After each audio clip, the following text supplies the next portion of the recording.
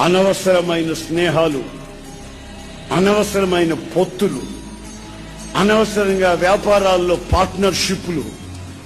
కొంతమందికి తెలియదు. విచ్చలవిడిగా ప్రవర్తించడం, మనసు వచ్చినట్లల్లా ప్రవర్తించడం, శరీరంలో వచ్చిన కోరికలను నెరవేర్చుకోవడం, మరలా ఏమీ తెలియనట్టుగా భక్తిగా ఉన్నట్టుగా నటించడం. అయితే వార్నింగ్, హెచ్చరిక వస్తుంది. నీవు ఎవరితో స్నేహాలు చేస్తావు? ఒకప్పుడు నీవు ప్రార్థన చేసిన వెంటనే, రాత్రి ప్రార్థన చేసి తెల్లారి జరిగిపోయింది. నువ్వు ప్రార్థన చేస్తే జబ్బులు బాగైపోయి, నువ్వు ప్రార్థన చేస్తే అనేకులకు మేళ్లు కలిగాయి. ఇప్పుడు నీ పరిస్థితి ఏమిటంటే, నీ కొంపలోని రాత్రి మగళ్ళు అల్లకాల్లో, నీ పిల్లలే వెచ్చలు విడతారు, నీ జీవితమే గమ్యం లేని పరిస్థితి.